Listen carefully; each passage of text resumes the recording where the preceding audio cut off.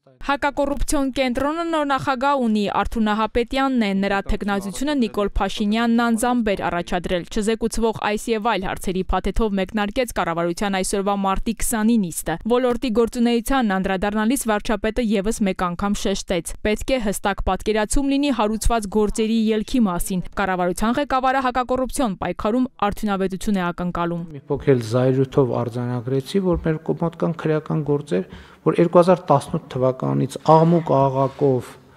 մեծ բաներով տենց լրատվական ուղեկցությամբ քրեական գործը հարուցվել է, հիմա մեկ էլ մի օր հիշում ենք, ասում ենք այդ քրեական գործը, որ տենց լրատվականների առաջին էջերում էր, բա ինչ եղավ եւ ստանում ենք մի կարճ տեղեկանք, նախաքննությունը շարունակվում։ Կրթության, գիտության, մշակույթի եւ սպորտի նախարարը ընդգծեց, արվեստագետների միջև համագործակցության պակասի աճուրդների բացակայության խնդիր կա Հայաստանում։ Նիկոլ Փաշինյանը հակադարձեց։ Այսինքն այսօր ինչ նախանգարում, որ այդ նույն մշակութային աճուրդները տեղի ունենան։ Պետք է ասեմ, որ մշակութային աճուրդները չեն կազմակերպվելու պետության կողմից։ Մենք նախատեսում ենք, որ սա պետք է լինի լիցենզավորվող գործունեություն եւ ներկայացված օրենսդրական փաթեթը նաեւ այդ կարգավորումներն է տալիս, որով որ մասնավորը կունենա հնարավորություն այս դաշտում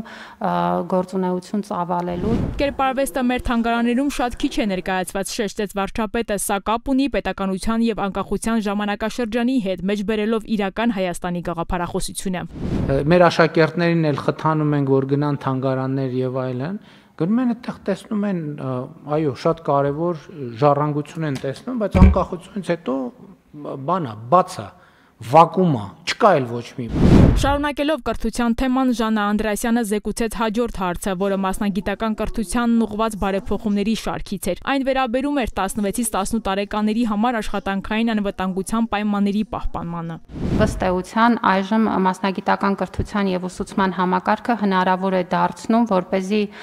ուսանողը թե աշխատի եւ թե սովորի։ Ինչպես մեր մնացած զարգացման ծրագրերում մենք այստեղ էլ իրազեկման խնդիր ունենք։ Ես հասկանում եմ, որ կան քոլեջներ, որտեղ ձեռնարկությունները ներգրավված են, տեղ կա որ ձեռնարկությունների իրականում շատ ավելի են ներգրավված, քան պետք է, որովհետև այստեղ էլ է շատ կարևոր, որ կրթական քաղաքականությունը այս կրթական քաղաքականության մեջ ես խոսում եմ պետական բաների մասին, կառավարության ներգրավվածությունը պետքա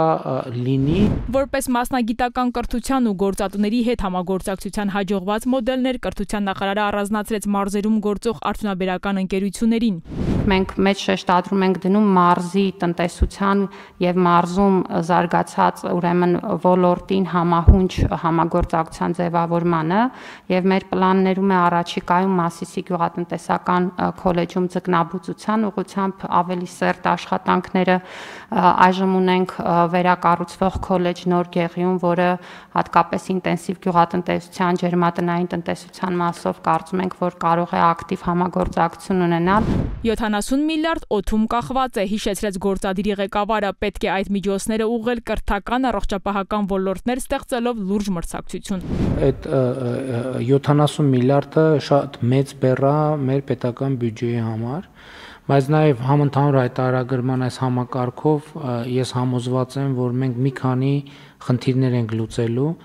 Վերջում խոսվեց նաև հայտարարագրման վերաբերյալ կառավարության ներկայացուցիչները որոշել են վերլուծել գործընթացի առաջին փուլը, որ հետո էլ ավելի այն զարգացնեն։ Համընդհանուր հայտարարագրումը քաղաքացիների համար ոչ թե բեռ, այլ հնարավորություն պետք է դառնա։ Ամեն հաջորդ շաբաթ ավելի շատ մարդ է դիմում սոցիալական կրեդիտների վերադարձի համար։ Սա որպես դրական միտում արձանագրվեց։